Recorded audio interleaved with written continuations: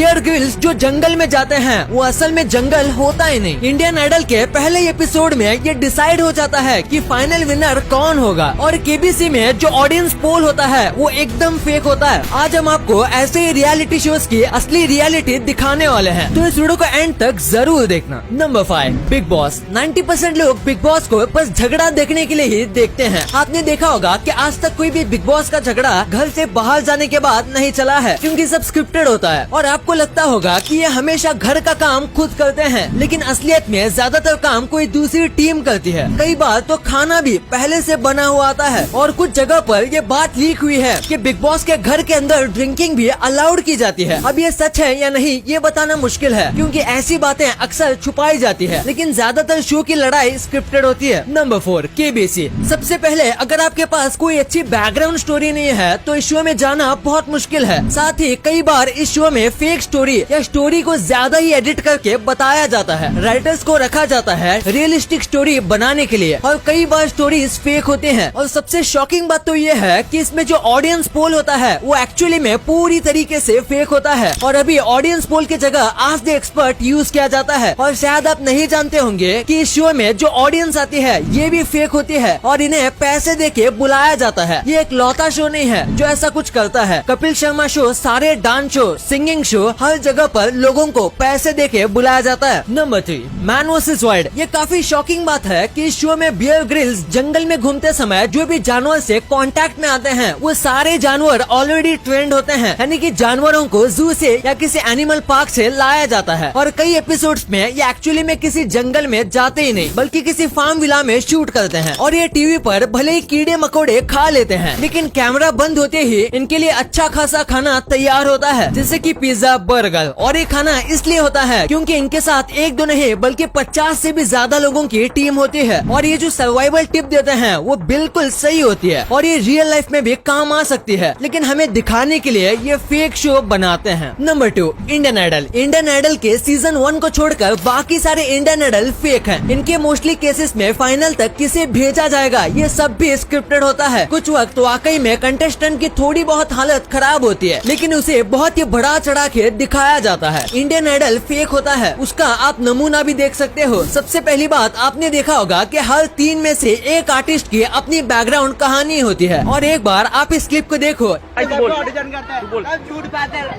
सब झूठ है।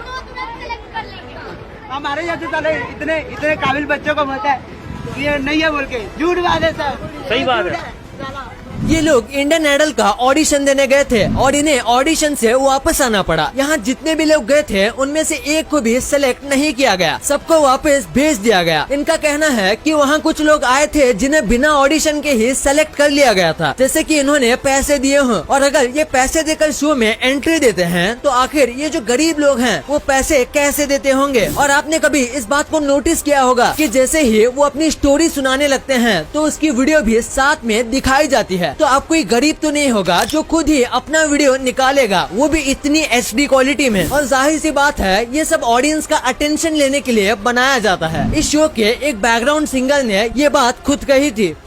स्प्लिट्सविला। इस शो में जो कंटेस्टेंट होते हैं वो खुद ही कई बार बता देते हैं कि शो में सब कुछ फेक है। इस शो में विनर कौन बनेगा ये सब पहले से ही तय होता है। और इस शो में जो भी रिलेशनशिप आपको दिखाई जाती है वो ऑलरेडी स्क्रिप्टेड होती है। इन सब कंटेस्टेंट को शो में आने के लिए पैसे दिए जाते हैं और साथ ही MTV के और भी शो में काम करवाएंगे, ऐसी टाइप की डील भी की जाती है। और इसीलिए आपने देखा होगा कि MTV के एक शो में आने के बाद वो किसी और MTV के शो में दिखते ही है।